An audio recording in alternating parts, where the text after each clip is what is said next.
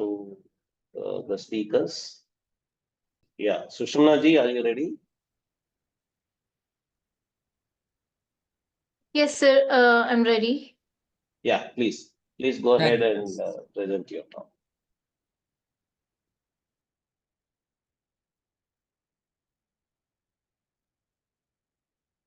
So, 1 second, I'm going to share my slide.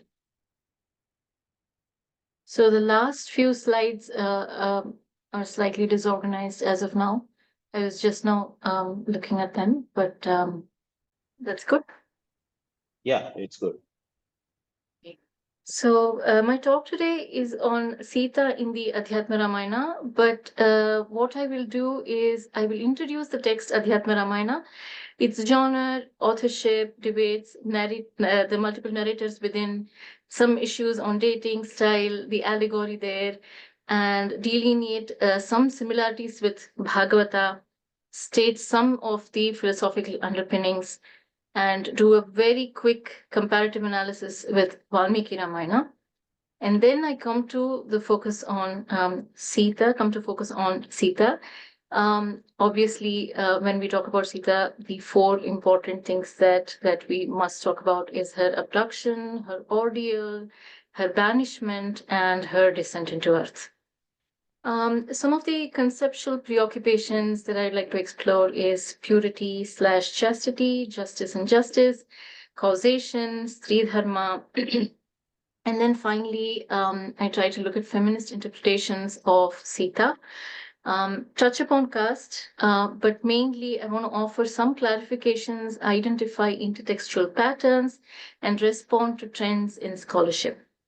My question today is, how is Sita treated in Valmiki Ramayana versus the Adhyatma Ramayana in specific? And why do the other Ramayanas change events as they do? What are the what are the differences between women's responses and feminist responses, and where do they overlap, and how should we understand them? So the text and its genre. So these slides I'm going to rush through because we won't have time for the analysis aspect. This is all information, so please allow me to pass through them very quickly. So 9 chapters, 64 cantos, 4,200 shlokas. This is mainly part of the Brahmanda Purana, makes up 35% of that text. It is essentially a retelling and makes changes to the original.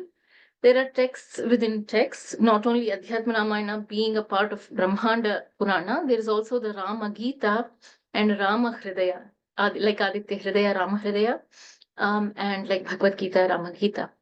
There is a search for causation that is conducted in the Uttarakanda of Ramayana, which makes, I think, deconstruction of all the characters of our epics something that comes very naturally to us who are inheritors of these epics.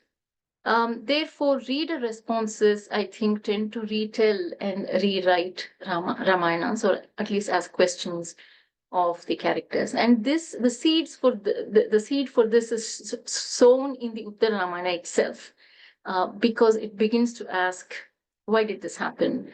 What is the causation? What is the karmic story behind? And so on and so forth.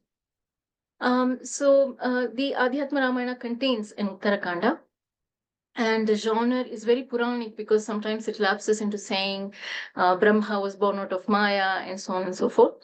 Adhyatma Ramayana forms the basis of Tulasidasa's Ramcharitmanas, and I'm using a 1913 edition of Vaishnath, a translation.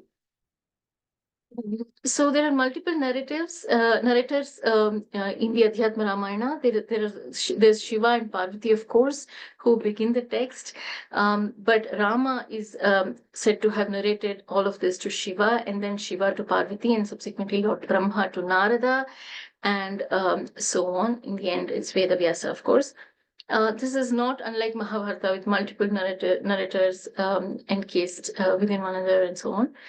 There is at least one commentary by a certain K. Maharaj. I couldn't look through that, but I'm sure there are other commentaries on this text. I love to look at these commentaries at leisure. The dating and style, about dating, there is a small amount of controversy. The modern dating of Puranas is, of course, that Puranas are post-10th century works.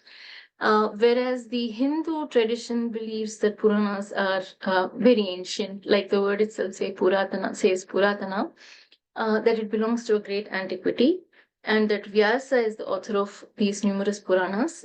He is considered one of the 9 immortals. Whereas the other so the other idea, therefore, is that the modern historians' idea is that the text belongs to 15th century, but there is some debate whether it belongs to 15th or 5th or 6th century. The author is mostly considered Vyasa because Brahmanda Purana itself is Vyasa's work. But there is also an idea that in the 15th century, Ramananda must have written this text and so on, mainly because Tulsidasa's Ramcharitmanas was inspired by the Adhyatma Ramayana. The text is in Anushtup meter, but also Indravajra meter, and it's is allegorical in nature. Because Vyasa, like I said, is the author of Brahmanda Purana, and the style in which the text is written resembles that of the Bhagavata, the case for Vyasa as the author is pretty strong. Vyasa, of course, narrates the story of Rama in the Mahabharata as well. And the Uttarakand of Valmiki, if at all we want to think of it as a text by Valmiki, is something that shapes Bhagavata itself. So the way in which Uttarakanda explores causation is also the way in which Bhagavata explores causation, going backwards to earlier lives and so on. So this is Vyasa learning from Valmiki, the Adikavi. And it's very obvious when we read the Adhyatma Ramayana. Now, the Shiva Parvati dialogue is also something that is found in the Mahabharata in the form of Uma Maheshwara Samvada, and Vishnu Sahasranama is given by Shiva for anyone who knows Mahabharata. And a similar technique is what we see here, Parvati asking questions of Shiva and so on. But of course, this technique is very much the technique of Tantra texts as well. So here, Shiva, the husband, is guru to his wife Parvati, which is the traditional role ascribed to husbands in the Dharma Shastra. So in the absence of clarity about the author, I suppose one could say that the text gains primacy, and therefore the authorial consciousness can still be studied. Encased within the Brahmanda Purana itself is a very typical Purana. The definition of Purana is Puranam Panchalakshanam, 5 things that Puranas have: creation, secondary creation, and so on, and basically discusses the origin of the universe. Some of the other stories that the Brahmanda Purana importantly contains are the birth of Skanda, Nachiketa story, Parashurama myths, Shiva myths, and then Lalita Mahatmyam towards the end. For some reason, some scholars who translate the Brahmanda Purana don't include the Adhyatma Ramayana, and I'm not quite sure why they do that. So the similarities with Bhagavata, very quickly. The Suta and Narada are common characters. There is a personification of earth. The Dashavatara stories are recalled. The 4 yugas are mentioned. Saving Mother Earth and lightening her load is the goal. And Dharma here too, in the Adhyatma Ramayana as well, like in the Bhagavata, takes the form of a cow, goes to Brahma with woes, and then Brahma instructs that Rama should be born, that Vishnu should be born as Rama and help her. The 9 kinds of bhakti are also detailed in the Adhyatma Ramayana. And V. Raghavan notices the similarities between Bhagavata and Adhyatma Ramayana, but I couldn't find his book to see his full argument. So Some of the philosophical underpinnings of the Adhyatma Ramayana very quickly.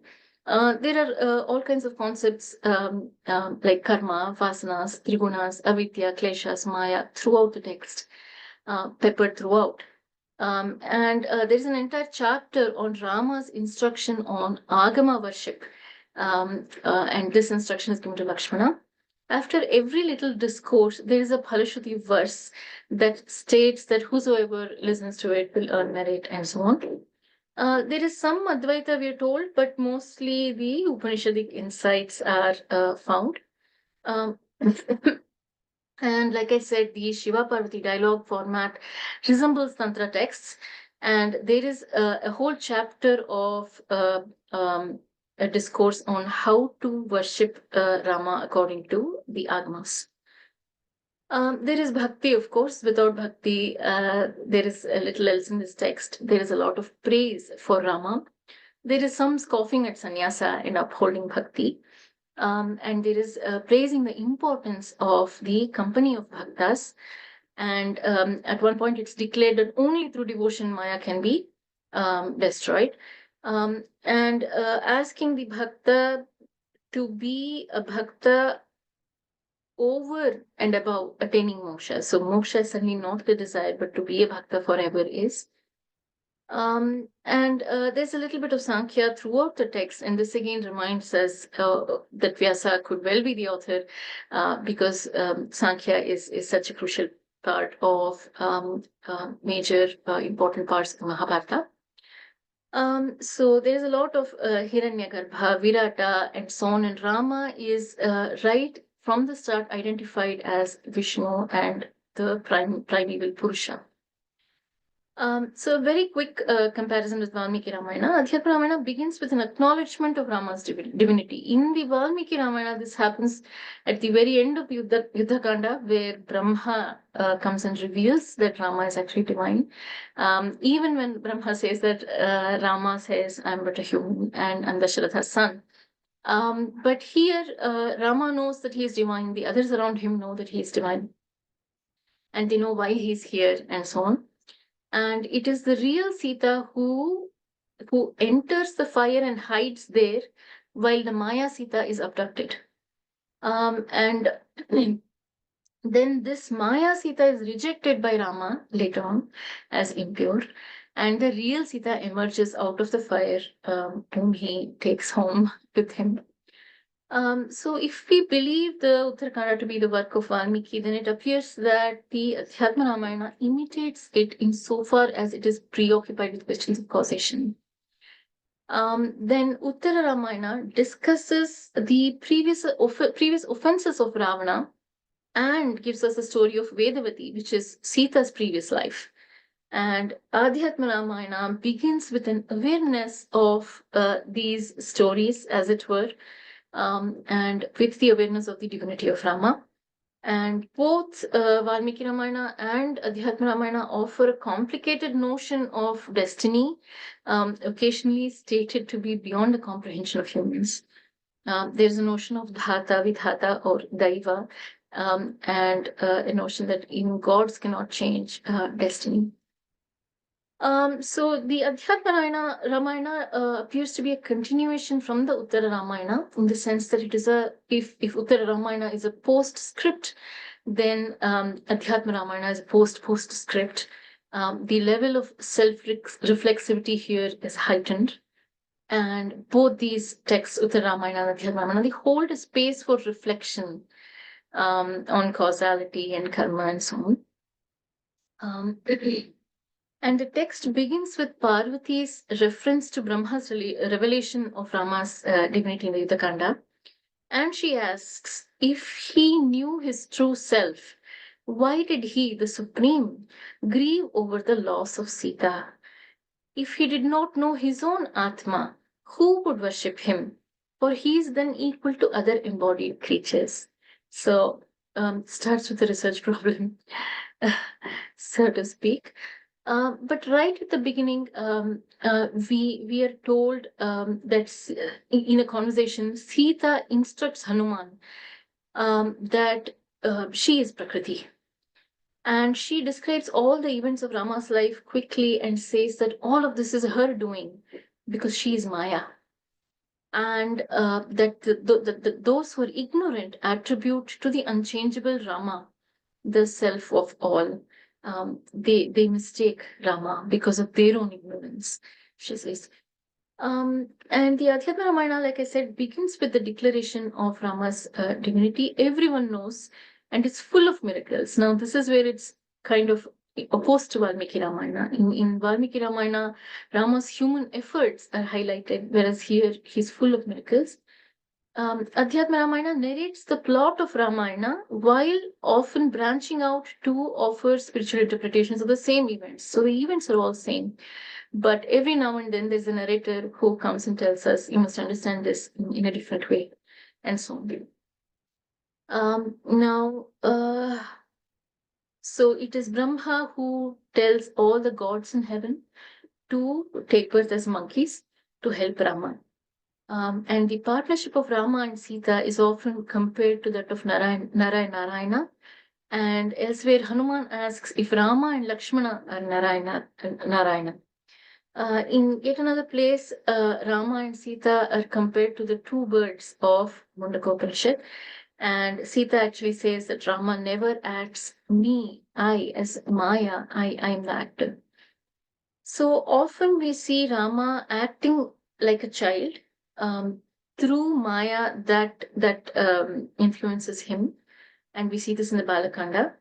But in one conversation, just like how Krishna does in the Mahabharata, he reveals his true self to Kaushalya.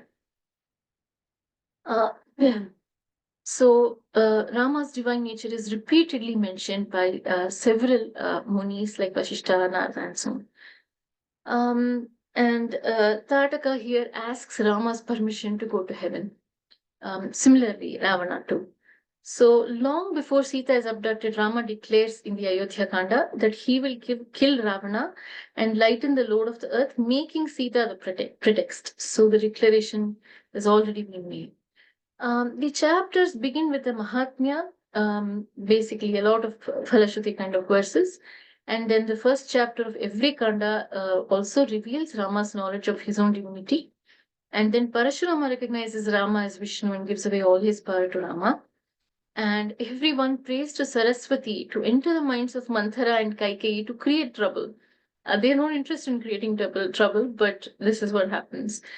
When Rama is about to leave for the forest, he utters many such verses summing up the futility of believing in relationships. And he says how fathers, mothers, brothers, wives, and all other relations are ultimately futile. We meet them by chance and we lose them equally by chance. Rama's discourse is also that by passion alone we ruin so much that desire is the Vaitarani river. And he mentions various concepts like Prarabdha Karma, Avidya, and so on.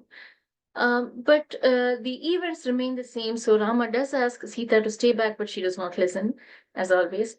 And she gives her jewels to Arundhati instead of the other way around, which happens in Valmiki Ramayana. To the grieving people of Ayodhya, Rishi Vamadeva tells the story of the Dashavatara, stating that Ramavatara was for Ravana's killing, therefore he has to leave. And then an addition that is not there in the Valmiki Ramayana is Valmiki narrating his own story that he had been, a thief and so on, to Rama in the Adhyatma Ramayana. And then Valmiki also gives discourses later on. So it's full of all kinds of spiritual discourses. And there is a discourse given to Kaushalya as well. On Jnana Marga, Bhakti Marga, just before Kaushalya is about to pass away. He basically says Naraseva is Narayana Seva. This echoes the Bhagavata. Now, in the Valmiki Ramayana, Vasishtha encourages the performance of last rites for Dasharatha when he passes away. But in the Adhyatma Ramayana, there is a declaration that the Atma is eternal. There is no birth, no death, like how it happens in the Bhagavad Gita.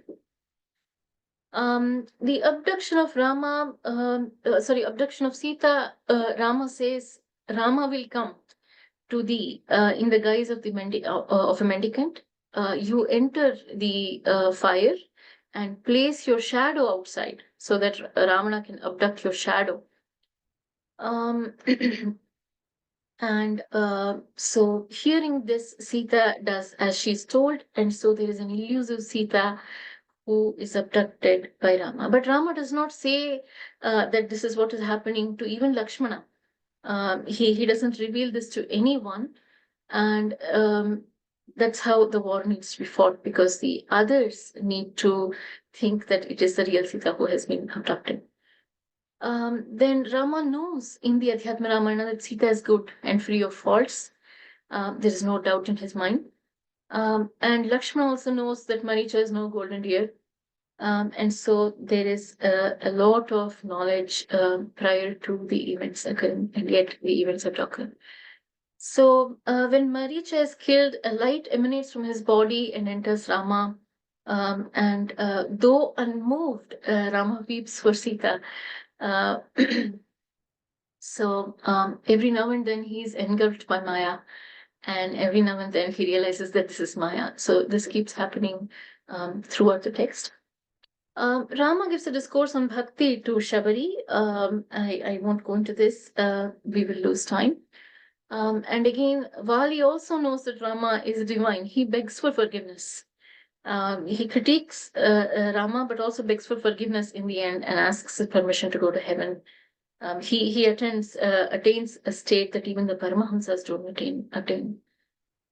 Then Rama gives another discourse to Tara, Sugriva's wife, Vali's wife. And again, that, what are you weeping about, and so on. Sugriva's remorse is not present in the Adhyatma Ramayana. Now, Rama happily, although Sita has been abducted, happily gives a discourse to Lakshmana on Agama worship. So, like I said, Maya is engulfing him on and off. And he says, he mentions the Grihya Sutras, taking mantra from a guru, worshipping Saligrama, doing Sandhya Vandana, and then lists the puja procedures such as Sankalpa, offering fruits, flowers, edibles, and so on. And the performances of fire sacrifices, Padya, Arkhya, Chamana, the whole deal, the agamic worship. And mentions taking a Mula mantra, reciting the Purusha Sukta, and also offering dancing, singing, recitation of stories, prasadam, and so on. So in a way, the text is integrating multiple spiritual traditions that have emerged by then, all of them under one text, which is very amazing to watch. Immediately after the discourse, Rama comes under the influence of Maya and begins grieving for Sita. Shortly after, again, awareness of divinity arises, and such shifts abound in the text. Now, the fun thing is that Ravana also knows about Rama's divinity, and at one point when he's about to lose, he's already lost his son Indrajit. And that's when he realizes that let him kill me and I shall go to Vaikuntha. Now, Sita's ordeal, there is, sorry, one second. Yeah. So Sita's ordeal is very different in the Adhyatma Ramayana. The real Sita comes out of the fire, and the Maya Sita is destroyed, therefore. And Sita happily sits on Rama's lap on the way back. So the ordeal is no ordeal really. The others think that this is an ordeal, but it's no ordeal. Again, Sita's banishment is of a different hue here. Where Rama rules for 10,000 years in Ayodhya, and then he knows, Narada comes and tells him that it's time to conclude the avatara. So on the pretext of a public scandal, he tells Sita, please go to Valmiki's ashrama. And she goes there, and Rama lives like an ascetic after she leaves. And Sita also weeps like a foolish woman when she has to leave. And Rama asks for forgiveness in the Adhyatma Ramayana. This is something that he does not do in the Valmiki Ramayana. In fact, he's so angry during Sita's ordeal that he says that I have not done this for you, I have done this for my own Vamsha, and so on. He's a very angry fellow in the Valmiki Ramayana. But here he says, although you gave me proof of innocence in the presence of God, I'm still here doubting you, and so on. And when Sita descends into Mother Earth in the Adhyatma Ramayana, Rama, of course, is again distraught, upset, angry, and so on. But having realized that the avatar has to come to an end, he reconciles with the fact as well. So in the Valmiki Ramayana, Rama does not know that Sita is pregnant, but here in the Adhyatma Ramayana, he knows everything. So Lakshmana, in the end, leaves Earth and goes to heaven and becomes Shesha. Towards the end, there is a Rama Gita that is given to Lakshmana, a discourse that's given to Lakshmana. And here Rama narrates the story of Nriga, imparts the knowledge of the Vedas, of doing duties, of the importance of doing duties with detachment in order to obtain Brahmavidya. He speaks of the ignorance born of Maya, and an imaginary objector is engaged with momentarily. Rama stresses the importance of action and human effort, just like in the Bhagavad Gita. He cites the Upanishads and some Mahavakyas. He speaks of Lakshanas, Panchabhutas, Gunas, Buddhi, Chitta, Atma, Neti, Samsara, purification of the organs, yogic concepts such as Samadhi, the importance of Om, Bhakti, faith in a Guru, and so on, and basically reconciles all the diverse traditions that have emerged until then. And then Lava and Kusha are mentioned. Now, I come to why these changes in the Adhyatma Ramayana. Now, the Adhyatma Ramayana is definitely a retelling, and retelling often allows us to obtain deeper insights. It allows us to read the text in a different context to suit different times. And retellings often work towards reducing the ambiguities, offering more clarifications that was not given perhaps in the original, in this case, the Valmiki Ramayana. So it elaborates what is left unsaid, and it brings a certain self-awareness of having lived with the original text for a very long time. So a number of secondary reflections, second order reflections, if you like, are made possible in retellings. So, for instance, I'm told that the Kamban Sita asks, in which Ramayana does Sita not accompany Rama to the forest? But what is more interesting about Adhyatma Ramayana is the fact that it is an allegory, that it constantly says that Rama is Purusha, Rama is divine, he knows everything, and Sita is Maya, Sita is Prakriti, and she is the one who's acting, and so on and so forth. So, just to clarify, allegory is also present in the Bhagavad Gita itself. And several scholars, unfortunately, think that it is Gandhi who gives an allegorical reading of Bhagavad Gita, but that's not true. It's already present in the Bhagavad Gita. So again, we see Vyasa learning from Valmiki, because Valmiki has already raised questions of causation in the Uttarakanda. Now, the same thing is happening in the Mahabharata, and so except here, Krishna's divinity is known somewhat to his contemporaries. Again, not everybody knows that. Some people are also challenging that in the Mahabharata. So, I spoke about this. So the enemy within is something that the allegorical reading, such as Adhyatma Ramayana, uncovers. Arishad Varga. To be very specific, the 6 enemies that are within are the enemy against which the battle is being fought. So this is how allegorical interpretations of war and battle, for instance, always unfold. The allegorical interpretations are often effective tools to evoke bhakti in the reader, and this is what the Adhyatma Ramayana does. I think on their own, allegorical interpretations tend to fail unless several changes are made to make them consistent. which is a very conscious exercise.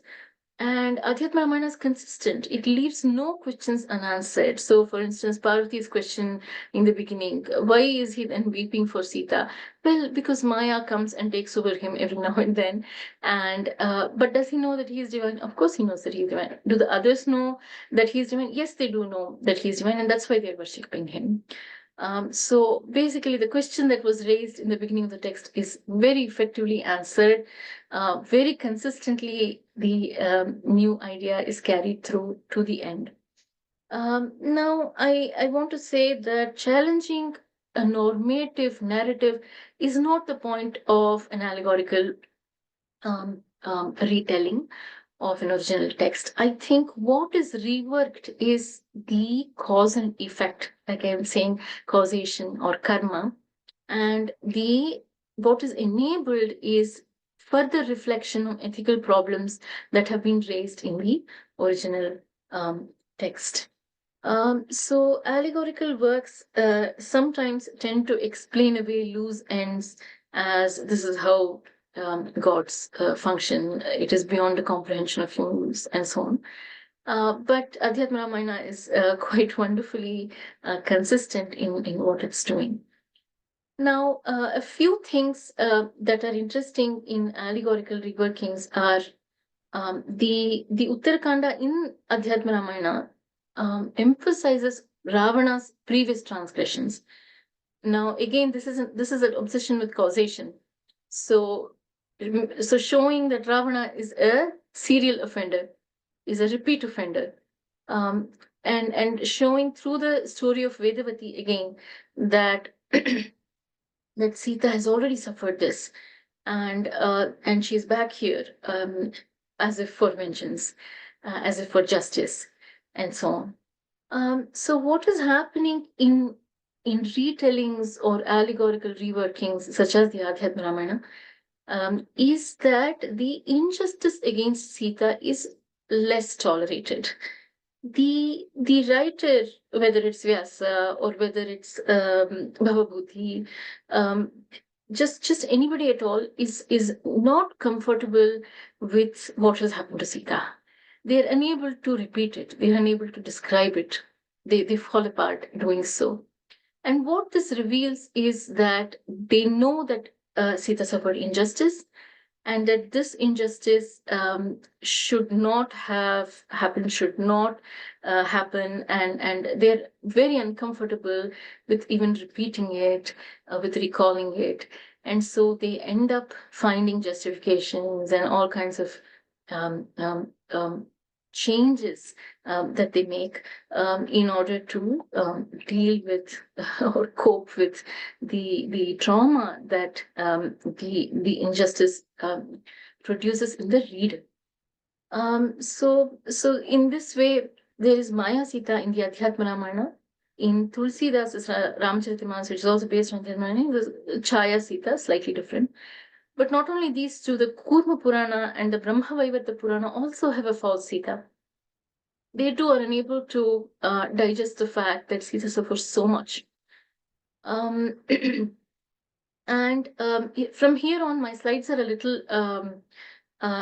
little not fully worked out because I was just now looking at these when I was asked to speak. So please bear with me. I'll have some repeated points and so on. So Sita's ordeal in the Valmiki Ramayana, she speaks back. She does not tolerate injustice and adharma, and she speaks back. And contrary to misunderstandings that she was extremely submissive, she is agentic and she speaks for herself. In the Kamba Ramayana also, she quite helplessly states that her heart belongs to Rama, even if the limbs have come into contact with her. Here also she speaks back. But like I said, in the Adhyatma Ramayana, Sita is not the Sita who has suffered at all. It's the Maya Sita who has suffered. So there's no question of speaking back. So Valmiki, in the Valmiki Ramayana, Rama asks Sita to dress up before appearing before him. And Sita is a little, tired for all this, but she agrees and she does dress up and appears before him. Now, the preoccupation here is, of course, with looking auspicious and so on, which is very understandable. And reputation is everything for Rama, Maryada, Purushottama, of course. But in the Adhyatma Ramayana, we see an interesting change to this very situation. It's as if Vyasa can sense Sita's discomfort at Rama's formalities. So here, Vibhishana invites Rama to bathe before leaving for Ayodhya. But Rama refuses to bathe. Rama himself refuses to bathe. And he says that, no, I have to go see my brother Bharata first. And he just leaves. So this again is something that understands Sita's perspective, with a lot of understanding. In the Kamba Ramayana, something else is happening with regard to purity and chastity. In the Valmiki Ramayana, sorry, one second, let me go through this a little bit slowly. Rama, of course, wonders if she has been molested, but Agni comes out and says that no. She jumps into the Agni, and Agni comes out and says no. She has, she's pure. And Sita herself says that even if Ravana has grabbed me, I was unconscious at that point of time, and therefore she's not culpable. So in the Valmiki Ramayana, she's impure simply because she stayed in Ravana's quarters for too long. But Rama admits that she has been pure through her own energies. He does admit this. And he does say that he wants a clean sheet for Sita only because he doesn't want the Praja to raise an objection later on. And then in the Valmiki Ramayana, Dasharatha requests Sita not to harbor anger towards Rama. And purity, of course, here is important to attain heaven or spiritual good. So in the Valmiki Ramayana, purity somewhat stands in for chastity, although Brahma says, oh, you've just been too long in Ravana's quarters and that's why you needed this purification and so on. But in the Adhyatma Ramayana, in the Kamba Ramayana, it's not just chastity that purity stands in for. Purity also means non-violence. And so one of the first questions that Rama asks Sita is, what have you been eating? Have you been helping yourself to Ravana's cuisine? And so on. So in this way, lots of times we tend to think that purity when it comes to women actually always means chastity, but that is not true. Purity also means many other things in several of our ancient and medieval texts. And this is something that we need to note. Now, Nagraj sir already mentioned women's Ramayanas and retellings of Ramayanas from the perspective of women. Now, Madhukishwar records some of these, recognizes some of these voices, and she says that she has an entire essay called "Yes to Sita, No to Ram," which I have been recommending to everybody for a very long time now, the last 20 years actually.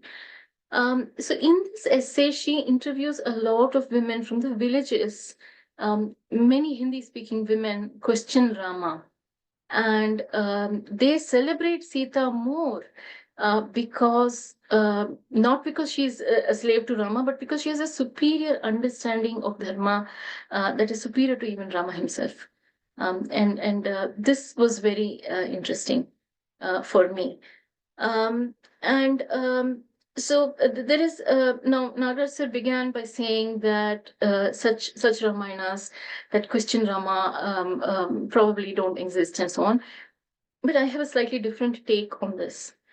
Coming from the perspective of the Dharma Shastras, when you carefully read the Dharma Shastras, what we see is that even an adulterous wife cannot be abandoned.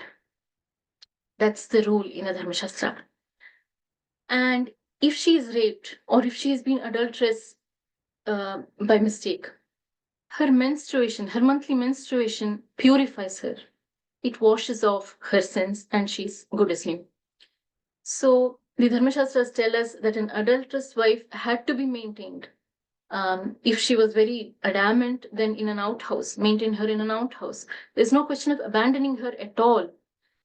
Only if there is a fear that she could poison him and so on, could she be abandoned. So a lot of such protections are available to women in the Dharma Shastras. And these Dharma Shastras, now we don't know, Sita herself is an expert in the Dharma Shastras. Anybody who's read the Ramayana knows this. So the women's voices that Madhu Kishwar is recording, I have a feeling, come from an understanding of the privileges given to women within a Stri Dharmic setup. So women have to obey their husbands within Stri Dharma, but they are not culpable for many of the crimes that they might commit knowingly, unknowingly, and so on, mainly because they are not given a formal education. So that is why the whole business about guarding, that men have to guard women, and that when they make such mistakes, they are forgiven, they cannot be abandoned, and teaching them ethics is the responsibility of the husband.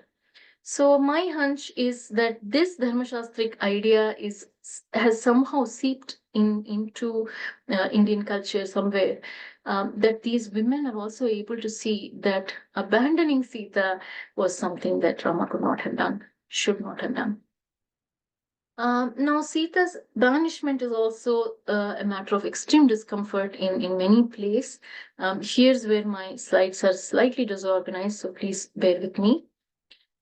Sita's descent into earth in the Valmiki Ramayana is more powerful than in the Adhyatma Ramayana and the other Ramayanas, because Sita uses her own death as a weapon here to hit back, as it were, and she takes away Rama's and society's power to dictate terms. She says, I'm not going to explain myself enough. I have done it enough.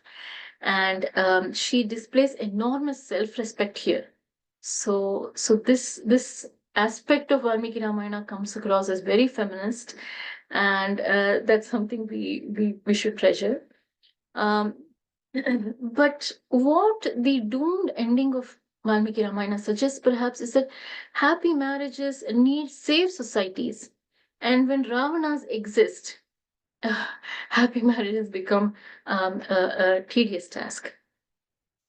So I want to touch upon Stri Dharma a little bit here. Now, this is very clearly the kind of womanhood model that Sita follows.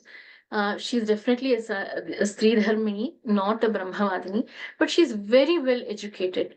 So in a way, Sita is not fully inhabiting the space of the Stri Dharmini, because the Stri Dharmini lacks education. Whereas here we see Sita is as good as Rama or even better than Rama in her knowledge of Dharma and Dharma Shastras. And on occasion, she's good enough to even advise Rama. So Karaneshu Mantri is something that Sita embodies very well. So Sita inhabits this Stri Dharmini space in a somewhat uncomfortable way. In ancient India, we only have Shachi, Indra's wife, who is both a debater and a Sridharmini. And this is a very rare amalgamation. Although the trope of the intelligent wife is found in numerous stories that also uphold Sridharma. Often the wife here is teaching the husband how to be dharmic. And Sita is really the quintessential wife who knows Dharma and who can teach Rama. So under Stri Dharma, I think that noble women and educated women suffer because they feel the oppression of this setup wherein they cannot actually. But Sita does speak for herself. She does speak for herself, although being although being a Stri Dharmini. But I think what I wanted to bring here is that the Sri Dharma setup has come into being because Ravanas came into existence. And that is why the Sri Dharma setup ultimately oppresses women like Sita, not Sri Dharma in itself, in the sense that Sri Dharma's whole point is to safeguard women's safety. In the Adhyatma Ramayana, although she is Icha Shakti of Rama, she's still following Sri Dharma, I have to say. And the backstory of Vedavati that Uttarakhanda gives to us shows that women were generally unsafe, that this is a pattern. Thinking chronologically about this, what we realize is that women have been unsafe for a while now, which is why Sri Dharma has come into place. And Sri Dharma does restrict women in numerous ways, and educated women definitely perceive it as oppressive. But it is in place in order to safeguard women from men like Ravana. So then what is the way out? Should women always be suffering and be victims? Because there's always going to be a Ravana out there. So this is where I want to say that the tradition appears to acknowledge that women do suffer under Sri Dharma, but what is the solution? In one sense, the solution is to educate everyone in self-control and in developing Antahkarna better, and for Ramanas to understand that consent is important, that women cannot be objectified. But one clarification that I want to give here is that the rejection of Rama in these women's Ramayanas, especially these indigenous voices that are uncorrupted, as it were, by Western feminist stances yet, or even Indian feminist stances yet, what we see in them is not a subversion or a subaltern kind of move, but what we see is just the critical gaze at the text that the Uttara Ramayana, starts off in us. So Uttara Ramayana is disowned by Hindus for a variety of reasons, but I'd say that we should retain this text because this is the text that establishes Ravana as a serial offender. This is the text that answers the question, why did Sita have to suffer like this? Well, because Ravana existed and Ravana has always existed. Ravana, in fact, existed prior as well, and as Sita, as Vedavati, has had to suffer in this way, and so on. So the discomfort over Sita's plight is already there in the Uttara Ramayana, because that is the question that is being asked there. But why did she have to go through this? And the whole obsession with causation. So the sense of injustice that is already there in the original is something that has percolated, I think, into India's culture, and that is why women are able to ask certain kinds of questions. And several writers like Vyasa or even Tulsidas are able to rework these stories of suffering in different ways in order to somehow cope with the fact that there is so much injustice going on. So now feminist interpretations tend to overlook this chronological context of the fact that women in the Vedas were Brahmavadinis and had the option of being or not being Sridharminis. But later the narrative kind of became predominantly Sridharma. So this context is something that feminist interpretations of the Ramayana, I think, miss out. Because if we remember that in the Vedas, women had greater freedom, that they could be Brahmavadinis or Sridharmis, like we see in Yajnavalkya's two wives. One is a Brahmavadini, the other being Satyavadu. Now, this very slowly it becomes a limited option, and Sridharma is the only option that women have. Why? Because purity deteriorated, ethics deteriorated, and Ravana came into being, and Ravanas came into being. So in one sense, the focus, I think, of feminist interpretations of any hue should not be on Rama as much as on Ravana. And the question should be, how should we educate Ravana like men today who lack self-control? How should we teach them ethics? But I also agree that we need a two-pronged approach. One is the acknowledgement that Ravanas are the problem. The other is how Rama could have helped. And in some way, Adhyatma Ramayana, by making Rama apologize, is doing just that. It's already doing that. And that is why these other Ramayanas are very interesting, and we must treasure them for the moves that they're making. Now, among the non-allegorical readings of Ramayana, Ramayana is often read as a love story, or it is read as a story of filial piety and duty and so on. But I would say that we should read Ramayana as a feminist work, a story that problematizes violence against women and how women are vulnerable in the existence of in the presence of Ravana-like characters. So basically, a problematization of violence against women is where we have to pose Ramayana as a text. However, the solution offered in Adhyatma Ramayana to this kind of a problem is interesting. It says there are always going to be Ravanas. So you be detached, that we will always be violated by others in one or another way, that this is the nature of the world. Therefore, you learn the true nature of the self and so on. Now, one of the other clarifications I think that Ramayana offers is abduction or the Rakshasa form of marriage. Now, this is abhorred very clearly. Now, there is some confusion because texts like the Manusmriti state that 8 kinds of marriages exist, and one of them is marriage by abduction. Now, I think that Ramayana very clearly says no, abduction is not okay. And then in the Krishna Avatara, Krishna shows when abduction should be used. It should be used in the case of, in cases like that of Rukmini, where Rukmini does not consent to the marriage that is planned for her. She is in love with Krishna. And in order to make Rukmini's consent fruition, Krishna abducts Rukmini.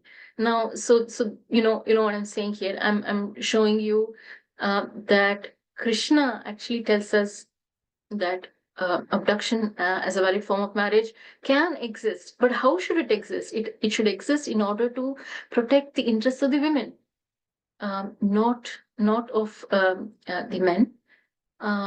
Feminists have always asked, is this protectionism not a problem?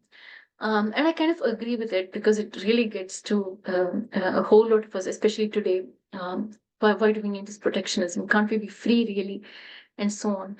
But when predators abound, protectionism becomes necessary. And this is the dynamic that Ramayana is working out. And I'm not entirely sure that these nuances are always taken into account in the discourses around us today. And because in Hinduism, dharma is not a fixed thing, it changes as per times, and protectionism can be justified. But I generally expect that within homes, safe spaces are created for women so that no protectionism is required within a safe space. That is a small take for present times from everything that's going on in Ramayana. Now, there's something else that is happening in the Adhyatma Ramayana, which I find interesting. Parvati self-deprecates. Shabari does that. So does Sita. Me being a woman and that kind of thing. Which is an interesting move. It does not exist in the Valmiki Ramayana. So it seems to me that by this time, women's restricted position in society has become the new normal. And women have no access to education unless you're Parvati and you have a guru like Shiva, who is husband. So in this way, the changes in society is also something that we get to see in Ramayana. So some of these points are getting repeated here. So one other clarification I'd like to offer is that trial by fire is not the most accurate way of describing Sita's Agni Pravesha, because ordeal is more accurate. And ordeals by water, fire, by weighing, Tulabhara, for instance, these exist in the Dharma Shastras. They were used to settle disputes very often. And Sita's Agni Pravesha is seen as some kind of horrific thing, but often these kinds of methods were employed, and we find evidence for this in the Dharma Shastras. So just a small minor point to remember. And if one survived the ordeal, they were innocent. And usually the elemental gods were the gods that delivered justice. And in Sita's case, Brahma himself and the voices of the gods emerge from the sky and deliver justice. And so, okay. So yeah, I'm also a little upset that the critiques of Rama don't always mention that he was an Ekapatni Vrata. So that is something that we tend to miss out. And then the performance of truth acts, like the one that finally she does, that Sita does when she goes back to Mother Earth, is a truth act. And in that act as well, she shows that she has been true to Rama. So when Sri Dharma is wrenched out of historical context, I think it begins to look like patriarchy. And Sri Dharma is needed only when societies are unsafe. This is something we need to understand. In safe societies, women can be Brahmavadinis and much more. And subservience is not required because they have access to education and therefore are fully formed adults in the eyes of law and culpable for their own actions. So if someone reads the Ramayana as prescriptive of Sri Dharma for all times, then it would be wrong. To read it as a problematization of violence against women is to have the right focus. That is when it can be read as a feminist text. So now, but feminist interpretations have a problem with Sri Dharma itself. And that criticism I cannot address here. I'm working on that in my book. So when it's out, you can read that.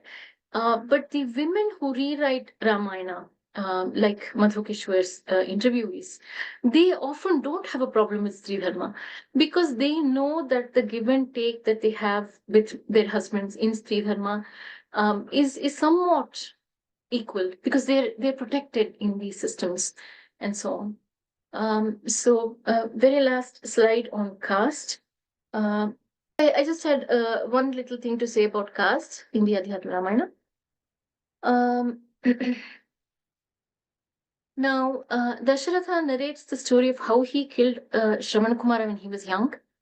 And Shravan is a Vaishya engaged in austerities in this particular portion of the Ramayana. Valmiki is born as a Brahmin, but although born a Brahmin, his conduct has been that of Shudras. He admits to this.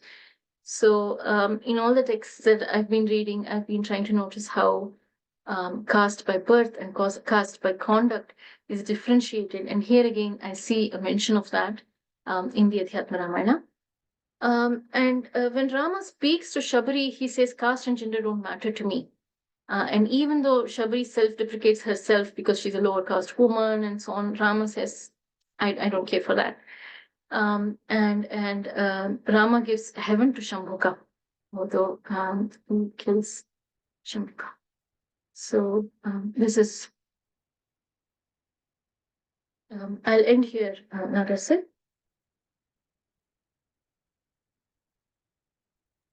Excellent, Sushumna ji, as always. It was such a stimulating talk, such an erudite talk also. And as always, and as expected, it has stimulated many questions also. One good question seems to be Valmiki Ramayana, I thought, did not talk about Sita's banishment and eventual return to her mother. Is by Pradeep Chakravarti. Pradeep Chakravarti ji is asking, this banishment is not part of Valmiki Ramayana. Yeah, it's there in the Uttarakhanda, right? If you think of the Uttarakhanda as not authored by Valmiki, then you would probably think that it's not there. But am I right, So, Nagaraj sir? yeah. But there was a mention of abandonment repeatedly in your talk. Pradeep Chakravarti ji was responding when the word abandonment was coming in your talk. So were you talking about Uttarakanda banishment when you were talking about abandonment, or were you talking about the Sita's ordeal episode when you were talking about abandonment? Was probably Radvi Chakravarti is looking for that answer. Okay. So I also spoke about abandonment in the way it's spoken about in the Dharma Shastras. So that's Hmm. probably what led to the confusion. So in both versions of Ramayana, Sita is abandoned. And in the Adhyatma Ramayana, Rama tells her that I'm going to abandon you. Let's because of the public scandal, let's pretend um, uh, no, on the pretext of the public scandal that's going to emerge, he says, "Let me send you to Valmiki's ashram." He says in the Adhyatma Ramayana. So everything is aware. The self-awareness is there.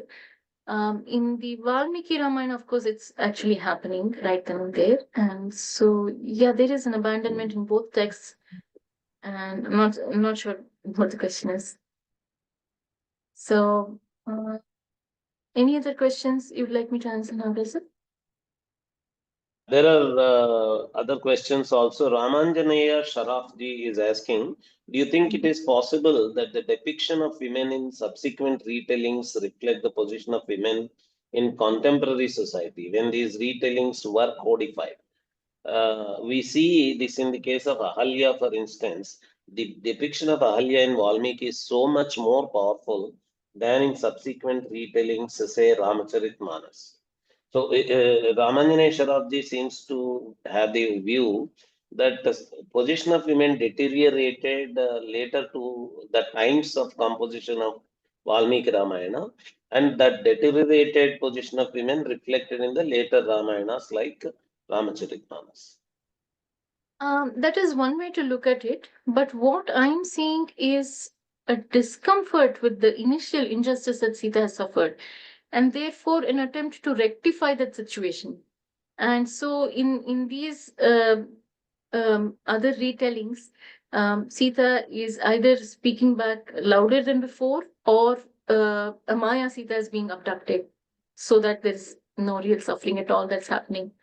So I wouldn't say that times have deteriorated. I'd say that the lessons that we had to learn from Ramayana have been learned, and that is why so much discomfort when violence against women is seen, and therefore these kinds of retellings.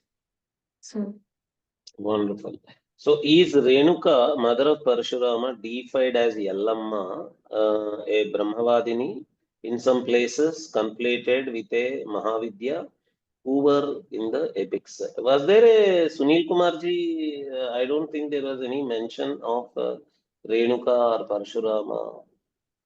the Parashurama myths are mentioned in the Brahmanda Purana, but I Hmm. didn't go through them so carefully. But of course, Yellama Renuka is deified, and from the deification, I'm sure that she's celebrated as an aspect of Shakti, and therefore possibly the Mahavishnu. So I wouldn't be Okay. surprised what happened.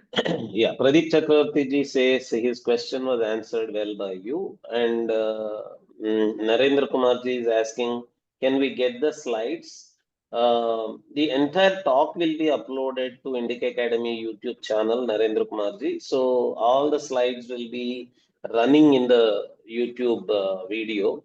So otherwise, we don't share the PPT with the audience. PPTs are not shared with the audience unless you directly communicate with the speaker, and the speaker is uh, open to share the PPT with you. Indic Academy does not share the PPTs with you. This other question, Nagar sir, if we are saying these retellings are questioning the Ramayana on the basis of modern values of equality, liberty, and fraternity, does that No, no, mean that? that question was when during my talk.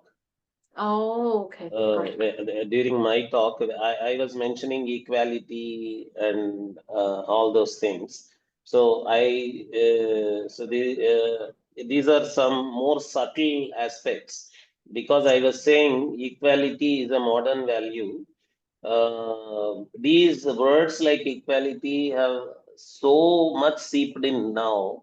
that if we say that equality is a modern value, we need a lot of education to be done about how it is different from how equality is different from equanimity, and how diversity is different, uniformity is different from equality, how people are conflating uniformity as equality, and how equanimity as against equality was offered as a solution to discrimination problems, social discrimination problems. For example, Shunichaiva Asya Pakecha Pandita Samadarshinaha is the equanimity solution offered to social discrimination in Bhagavad Gita. And all kinds of arrogances which lead to discrimination, whether it is male chauvinism, male superiority, caste superiority, or affluence superiority, appearance superiority, any of these superiorities are all covered under Mada among Arishad Vargas. So, freedom from Arishad Vargas is offered as a solution to all kinds of Mada, which is found in social discrimination. And uniformity is offered as equality in modern times. So you have to wear the same costume if you are equal. The women have to wear the same dress as men wear, or women have to do the exact same things as men do if they are equal. So that is They're very uniformity, superficial. the Yeah, it's a very superficial. uniformity as equality. So those subtle understandings have to be offered to the contemporary people. So probably the anonymous attendee who is raising this question was thinking that I was saying that these great values like equality do not exist in Ramayana. So that was a confused question. So I already answered that question. Thank you very much. As always, Sushumna ji, you have to teach the younger generation also, and make them as rigorous as you are in your analysis. Younger generation needs your coaching training. Thank you very much.